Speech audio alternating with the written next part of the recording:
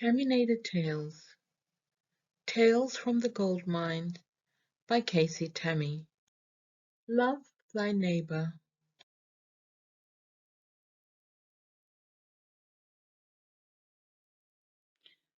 The morning sun parted the heavens and swept over the yards, warming the cheeks of the sleeping children who were still squashed onto their rickety bed from the night before.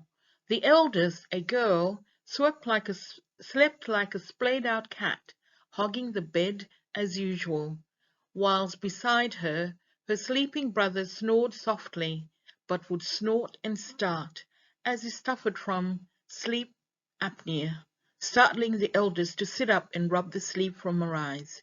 She was now alert and ready to tackle her morning chores.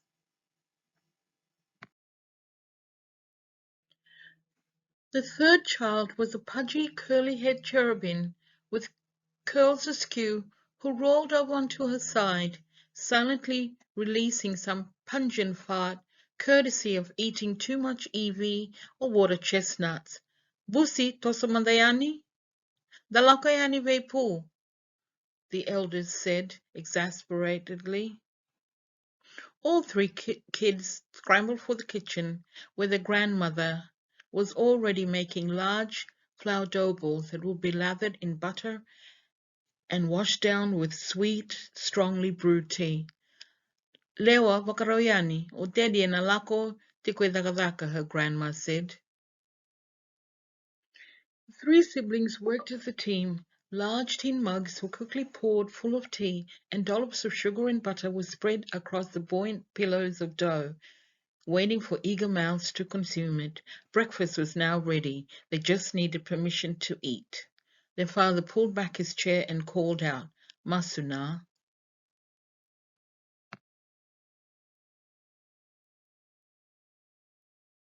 Their grandmother complied, and she prayed for the food, the family, and the hands that prepared it. Soon the sounds of family banter filled the room, and the 6 seats that were around the dining table were pushed in and out when the next member of the household sat down and it was their turn to eat. Silence descended on the group when their father read the morning paper, the Fiji Times. Their middle sister would ingratiate herself close to their dad as she longed to read the spoken word and the pictures that captured the headlines. The 3 children sat patiently while their dad prepared to leave. He was going overseas on a work-related sabbatical. Prayers were offered and goodbyes were said, and their father departed for New Zealand. As for the children, the next few weeks would consist of ritualistic harassment where they were bullied into compliance by their next-door neighbor's burly sons. But after the first week, the children decided they weren't going to be threatened anymore and turned the tables on their tormentors.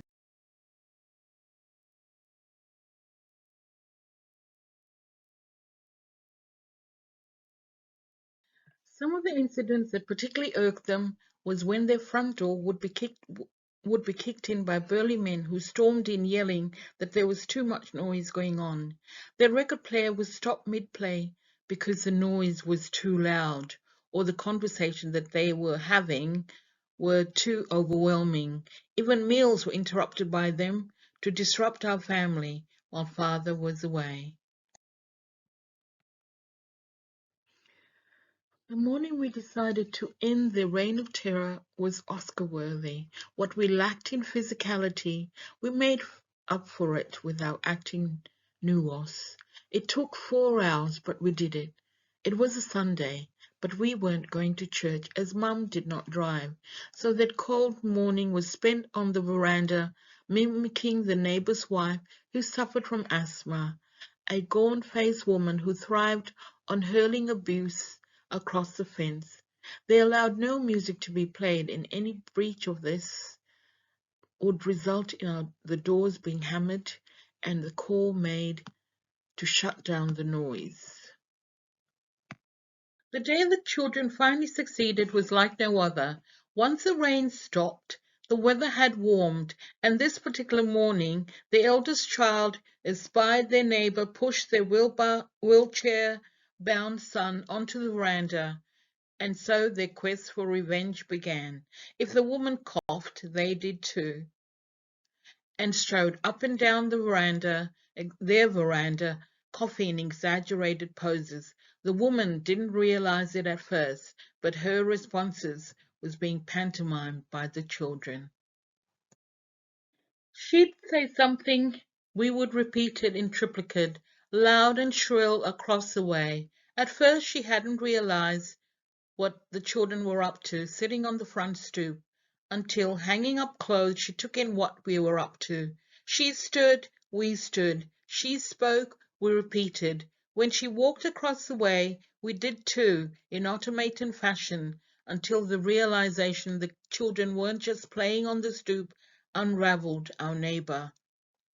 She stood She stood yelling for a while, berating the children, but was reduced to tears as the three continued their reenactment. There's nothing great about defeat and humiliation. That day, our neighbor learned that we could retaliate in kind, and that mimicry is humiliating when relentless. I still recall the women stumbling across the way, calling out for my mother to stop us. But we, like errant misfits, did not, and the day ended victorious, as we had found the chink in her armor. For we realized you don't have to be physically intimidated to break a bully. You simply copy them.